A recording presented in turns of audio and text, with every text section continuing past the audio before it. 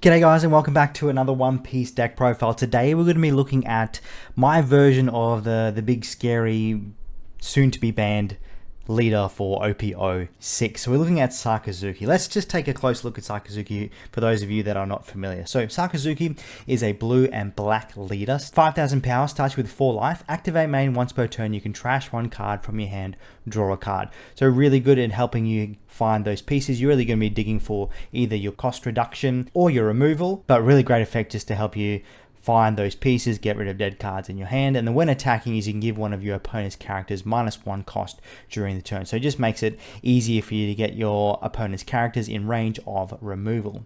Now, Sakazuki in OP06 doesn't mind going first or second. Previously, we always did want to go second, but now, thanks to OP06, we have a turn 1 play, which makes Sakazuki a bit more scary, so yeah, we don't really mind going first or second. Sakazuki is a deck that's very good at controlling the board, does it super well, but can be a little bit susceptible to just pure aggro decks that rush you down fairly quickly. So my version of this deck is designed just to be nice and consistent. There's no fancy tech cards in here, just trying to be as consistent as possible, and that consistency is what is going to help you, especially in those bigger tournaments. First up, let's take a look at our searches.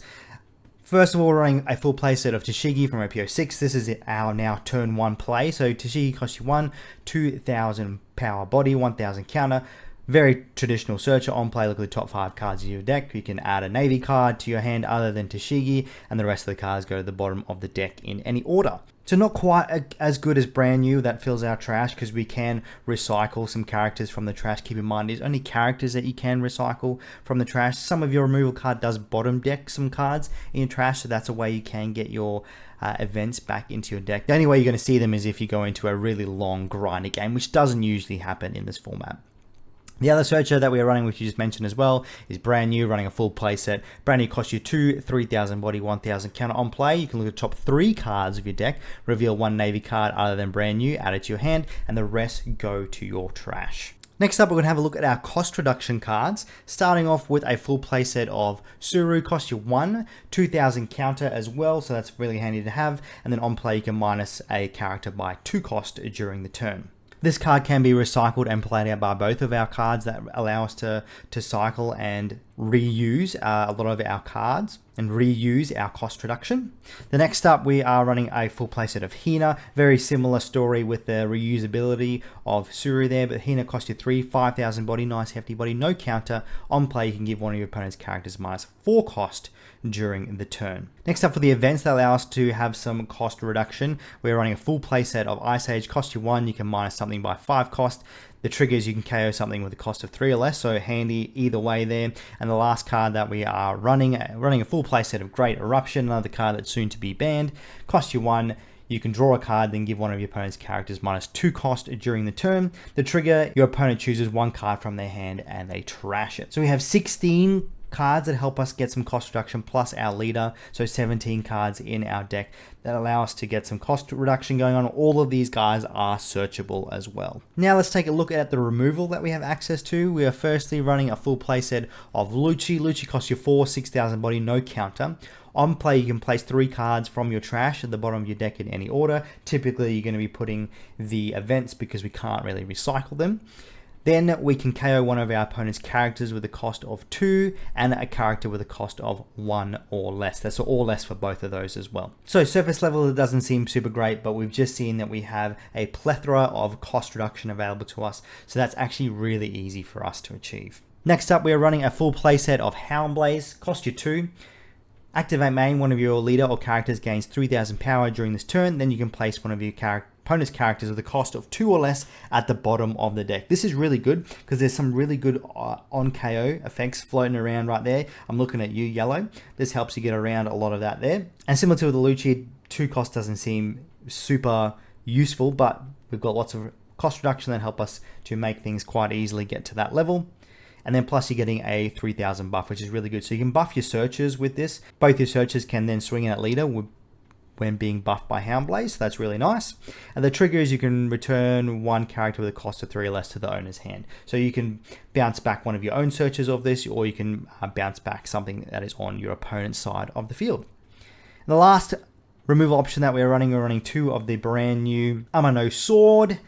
This one costs you 2 as well. Activate main, you can place one character with a cost of 2 or less and a character with a cost of 1 or less to the bottom of the owner's deck in any order. So it's a bit like a Houndblazer and a Lucci combined together. Except, yeah, it doesn't give you that buff, but you can bottom deck 2 characters, which is really nice. And the trigger is you can activate the main effect there. The trigger is probably not really going to come up a whole lot. It will be super useful because things are going to be at that normal cost. But the main effect is, yeah, is really handy. We can easily get things into that range. Next up, we're going to look at the cards that help us to recycle our removal characters and our cost reduction characters. First of all, running a full playset of Rebecca. So Rebecca costs you 4, it has a 1000 counter, is a blocker as well, which is really nice. On play, add 1 black character with a cost of 3 to 7, other than Rebecca, from your trash to your hand. Then you can play 1 character with a cost of 3 or less from your hand rested. So typically with Rebecca, you're going to grab a Lucci back from your trash, and then you're going to either play out a Hina, because you get some nice cost reduction, a nice big body as well,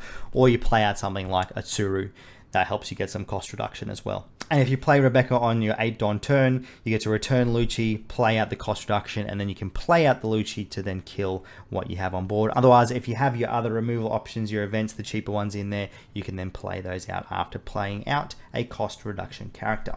Next up, we're running a full playset of the brand new Gecko Moria. This one costs you 8, 9000 body, no counter on play. Choose up to 1 character with a cost of 4 or less and 1 character with a cost of 2 or less from your trash. Play 1 active and play 1 rested. So with Moria here, you can play out these 2 guys right here. So you get cost reduction, minusing 2, KO something right there. Plus your leader's ability going on there. So you can minus something by 3 cost, or something by 2 and something by 1, and then you can play out the Lucci to hopefully kill both of those things. Otherwise, that is an 8 Don turn, so you should have 2 Don left over. You can get some other removal options going on there for you as well.